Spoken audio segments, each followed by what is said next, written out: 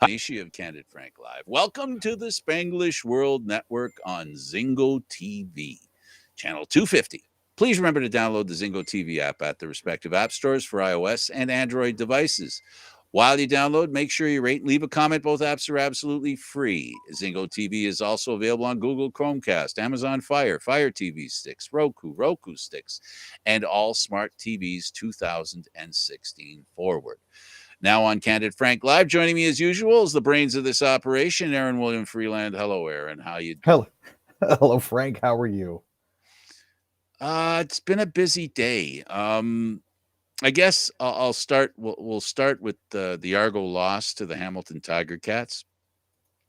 It wasn't just a loss to the Hamilton Tiger Cats; it was a zoo at that game. The stuff that we're hearing that's gone on. My reporting is that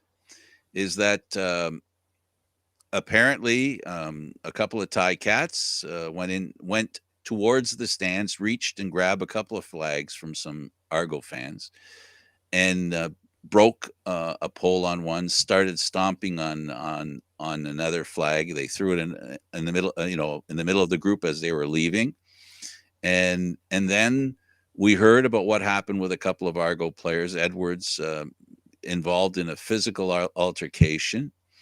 I just heard now that John Murphy was assaulted by a Thai Cat fan. What the heck is going on, Aaron? I mean, Thai Cat fans are known for being very vocal and abusive to be honest. I mean, the phrase Argo sucks is it's an abusive phrase, right? It's a negative attack on another individual. And today is probably going to be the last time people are going to be able to say that without impunity, because eventually what's going to happen is there's going to be, I guess, someone's going to look into why this happened. And what might end up happening, this is just an opinion of mine, is, I don't want to compare Trump followers to the Thai Cat fans, but when you say something like that, Argos suck, when you promote that kind of negative talk, it raises the bar to the kind of attitude you can have. And when the Thai Cat players go and destroy an Argo flag, that also promotes something as well. So, it concerns me that without intention, things tend to get aggravated and it basically heightens the, I don't know, the excitement and or the behavior that's not acceptable. And we know, you and I doing this show, we've discussed the changes happening in the sports world where previous behavior was, oh, it's just the boys being boys, right? And now we're in a different world. And I'm saying this now is going to become an issue because we can't have that at a public event. We can't have management of a team being assaulted by fans. Now, I did actually catch some verbal abuse on my way into the stadium myself. I managed to obtain a rally towel from one of the Hamilton Ticats supporters who was there giving them out. Nice fellow. That wasn't the problem. After he gave it to me, some Tiger Cats fans thought it would be funny to call my sexuality into question and ask if my glasses were made for men, while I was passing off the towel to a young kid who happened to be there with his family, also Hamilton fans. So I'm not sure exactly what's going on there or why they felt that sort of comment was appropriate. But I have a feeling that those individuals were part of the group that I saw drinking on the GO train heading into the town. And the GO train was full of Hamilton fans as well as Toronto fans coming in from the Western Edge. So I'm not sure what it is that these fans feel makes that sort of behavior and those sorts of comments acceptable. I can tell you. It's something that's got to change. It's something that definitely has to change. I can tell you. Sure. It's in life. It's not about the actions that people promote that are a problem. It's about the actions people do not deny happening. that causes the problem. In other words, we can talk about being decent human beings, but if we stand aside when someone is, basically crossing the line, if I can use that term, like I said, the term Argo suck is going to be in the near future something that someone's going to have to discuss about stopping, because that is basically the beginning of the human disrespect. That's a disrespectful term, which we think is cute. But how many terms are there, and how many things people say, Aaron, over the years that have all of a sudden become, when you think about it, maybe it's not a good idea. And it's going to come a time, and I'll be one of the ones promoting that, is basically saying it's time to stomp out that phrase, because it is a personal attack. It's not right. Yeah, there's a lot that has to be changed now, and understand. They're gonna question my glasses too, by the way, with me talking like that. I understand the back and forth that goes on between fans. What was not appropriate was the amount of invective and vitriol that was thrown at people in the Argonauts Lifers section during the anthem. What was also not appropriate was someone in the Argos Lifers fan section during the anthem turning around and cussing out same Hamilton fans. That's not cool. And again, throwing beer cups and spitting beer at and throwing curse words at Argonauts players as they're leaving the field is not appropriate behavior. Nor is the fact that the Argonauts players went over the railing and tried to engage with the fans up on the fan area. If there's one thing that's more dangerous than trying to rough up a football player who's 6'3", 217 pounds, it's walking on concrete in football cleats. It's very dangerous. It shouldn't be done. Yeah. I think it's clear that give me a second. Yep. But I mean, there is going to be fallout from this game. It doesn't matter what the investigations turn out, there will be fallout. And I know that there are, if there does happen to be eventually a ban on Tiger Cats fans coming to other people's stadiums, they're going to take that as a badge of pride. Well, that's never anything you want to encourage. Unless, well, you know what? Again, we have seen, the Ticats are not unique. Ticat fans are not unique. All right, let's be clear. Toronto FC went on the road to Ohio. I believe it was Ohio, and they made a terrible example of what it's like to be a fan. The English have a long history of, poor behavior on the road. We've seen a lot of stuff that at some point fans, and how many stadiums are played empty before the pandemic. I'm not talking about the pandemic. Even before the pandemic, because of, well, terrible behavior by, the fans. We've seen Mexico called into question whether they should have their, no, wasn't Mexico. I apologize. Was it Panama? The homophobic slurs that were being thrown out. Was it Mexico or was it Panama? I believe it was Panama. Okay, thank you, because I'm drawing a blank. But they did it again when Canada played there, and people are saying, well, they should again be reminded that you can't do that kind of stuff. Now, I know there's a lot of people, free speech, well, it's just name calling. What are you making a big deal? What are you, a pussy? Sorry, but you get my point. At the end of the day, I hate to tell people this, but we live in a different world where sensitivity is not, you can't equate it with some sort of emotional weakness. It is a strength where we are respecting each other and feeling it important to not put people down and not make people feel lesser than they should just because you have the power to say it or think you have the right to do it. Yeah, I never thought that we'd come to a time where having empathy for your fellow human beings was considered a weakness, but apparently a lot of people see it that way, and it's just not the case. No, and we need to stamp out this kind of behavior as quickly as it rises up, because what we're seeing is the fruits of that. As I said before, It isn't about promoting bad behavior. It's about not allowing it to happen. It's I'm not accusing anybody of promoting bad behavior. But what I am saying is we're standing back and letting it happen. And we can't let that kind of stuff happen anymore. We have to find out again, I repeat, this is no innocence on the part of whether it's a fan group or whether it's a player or whether it's the fans.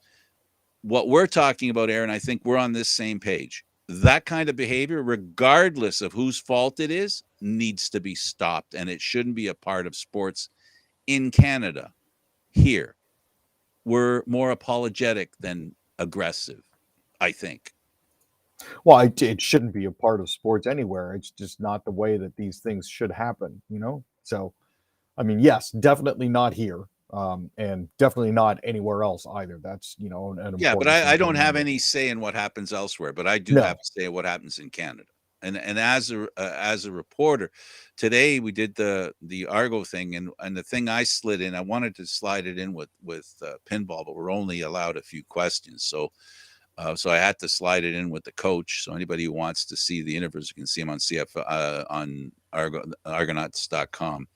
I asked the coach, basically, are we looking at a time now where you're going to have you can't have an open air tunnel? In other words, the tunnel has to be protected.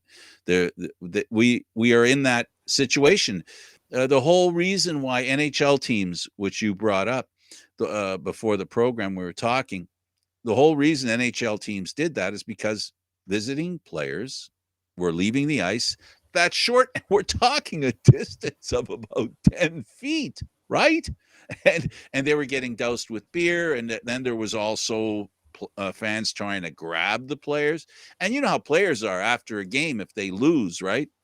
Win or lose, but mostly lose.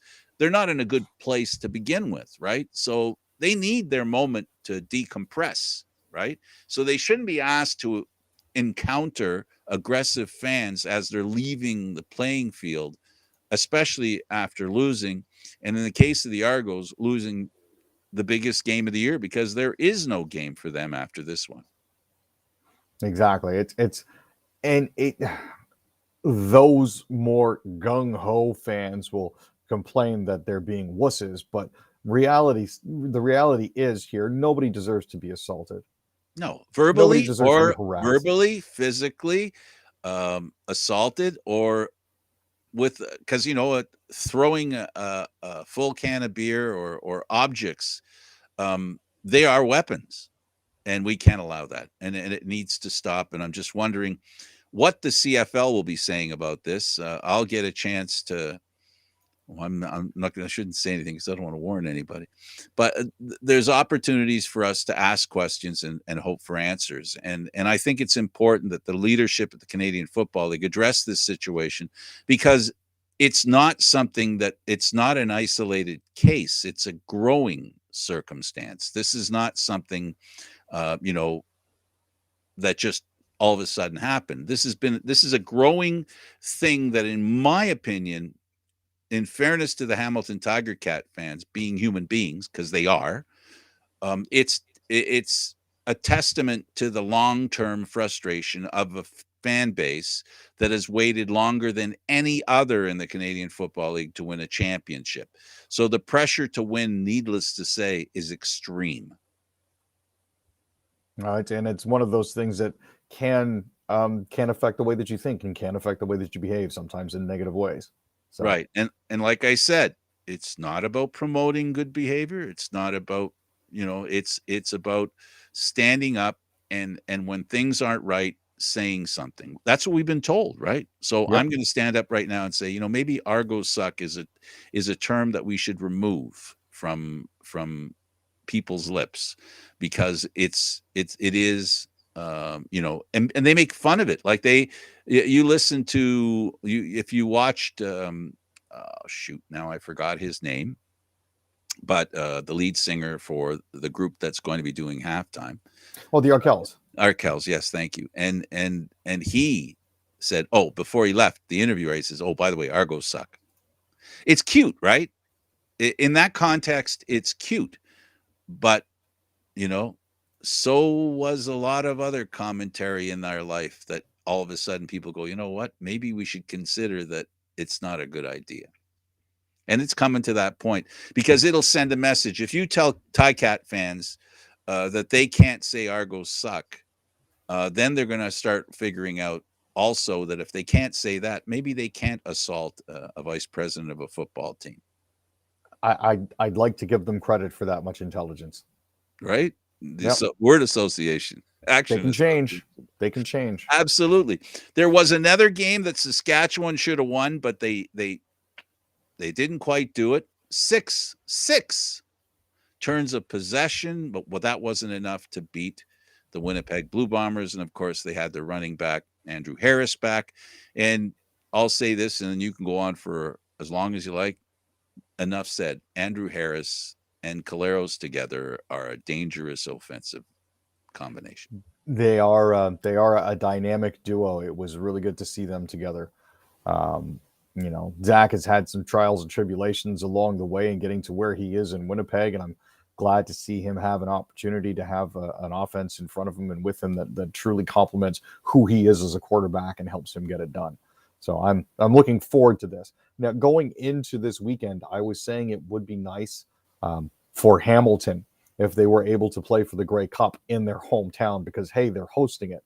But at the same time, I'd be upset by that because, they'd have to beat my Argonauts to get there. So, well, let's okay, but there's no disputing they deserved the victory. Oh no, guaranteed. There is no disputing that. I'm not saying that they didn't deserve to win at all. And I know you didn't. I just wanted to clarify that publicly. Yeah. That on this show, we're not saying a blessed word as far as whether they deserve to win or not. Now, a different story may be told since you're wearing green. If you're a Saskatchewan Roughrider fan, where you felt your team played really well, had a great start, ball possession was great for them, but they just couldn't do it, and it just goes to show, I think, what we've seen with the Winnipeg Blue Bombers, and that is they know how to win, and they have a lot of different tools in their arsenal to do it. They definitely do. Unfortunately, yeah, they did actually show up just a little bit short, and unfortunately, that's just the way it goes. This is the wonder of live sports. You can have a team run roughshod over the league and they're out in the first round, or you can have a team that maybe not necessarily worthy of it, or quite up to snuff, make it all the way to the finals. Like this is the fun that is the CFL. This is the fun that is the NHL during the bubble season. This is all sorts of stuff. So I'm glad to see Caleros was 17 for 21 with 229 yards, with a TD and 3 interceptions. That was good. Micah Johnson played a great game. Unfortunately, it was on the losing side. But all in all, this is shaping up to be a potentially exciting matchup at Tim Hortons Field. So, yeah, the Grey Cup between Winnipeg and Hamilton. It is the first time since I think early 90s that there is a repeat performance where two teams meet 2 years in a row. It's been a while since a team has won 2 Grey Cups in a row, and Winnipeg, after winning one until the one they won in 19, they were the longest suffering fans and team for winning a Grey Cup. They could really flip the script by winning 2 in a row. That would be amusing as well. Yeah, it'll be awesome. Well, let's move on to the Maple Leafs. We only have a couple of minutes. I'm just going to say this. They lost a couple of games. They got a point out of one of them. Marner's hurt.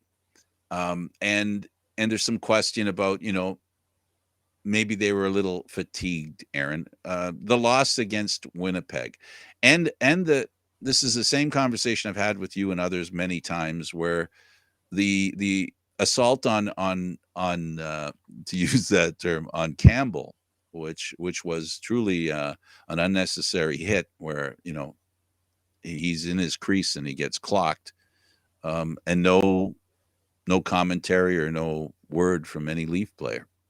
No, and also no response from the league either on this. And it is Foligno, who has a documented history of playing with that sort of reckless abandon, as it were, particularly when crashing the crease.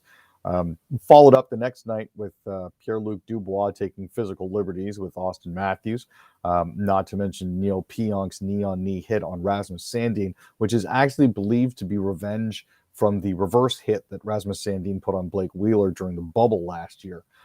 So there's all of this is combined towards a lot of bad blood, and you could tell that things were going to go sideways in a hurry.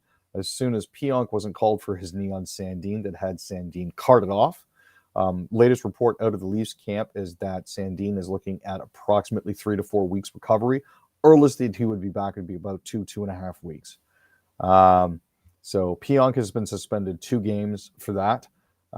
Wayne Simmons was also assessed a fine of $2,250 for a cross check that he laid into the back of Jansen Harkins. Before cross-checking another player and then trying to drag all 4 on-ice officials with him to fight Logan Stanley before trying to drag Logan into the penalty box with him. This, again, raises concerns that players and fans have expressed with the level of officiating in the league, in particular calls that should have been but were not. For example, the incidents with Pierre-Luc Dubois sitting on top of Austin Matthews and trying to drive his skull through the ice, visor first, took place in front of the referee for approximately 10 to 12 seconds before Austin Matthews managed to separate himself and stand up, and they got offsetting roughing penalties. So I'm still at a loss as to how to explain that one. You got me. I saw it. I guess because Austin Matthews was willing to wrestle or try to wrestle himself free of he was being sat on. He was being sat on. So I guess it's almost like it's almost like you got a guy punches a guy in the face, he gets 2 minutes for roughing. The other guy gets 2 minutes for roughing using his face against the guy's fist, I guess is the only way to. Last thought for this. I think there's a way to cure this, Frank, and that's make referees accountable. Give them the 3-minute press conference, as many questions as possible. No, actually have them sit down and answer questions. Why didn't you call this? No, the league doesn't want that. But they need to. You are totally right, though. That would be amazing. I mean, accountability, I think, is the key. You're right. There has to be some sort of accountability, but not just with the referees, with the league as well. I think the league should be held up. They should be held up to explain why a list of things weren't penalties. They should have to explain themselves, because that's the biggest thing that makes people accountable is when they say something and then now they have to live with what they say. But when you don't have to say something, you don't have to do anything. Right? This is very true. Right. So, yeah, so it's been an interesting week of sports, and all of it had to do with people not doing what they're supposed to do and being not so nice. Maybe next show we'll talk about the niceties of sport. What do you think? I'll get a list going. We'll get okay. Don't wear yourself trying to make it. I'll take care. I know you will. So, Aaron, as usual, thank you for. As I said, you're the brains of the operation. So thank God you're here, because we can't rely on mine. For Aaron That's William, okay, Frank. I'm here to pick up the slack. For Aaron William Freeland, I'm Candid Frank Stanisci. Thank you for watching Candid Frank Live. Aaron Mondays, Wednesdays, and of course, Leaf Talk on on Fridays. This show can also be heard on the Spanglish World Radio Network. For Candid Frank Live, other news, entertainment, and sports programming we offer, please check out SpanglishWorld.ca. Watch it, hear it, read it, download it, and live it. Thank you for watching. Ciao for now.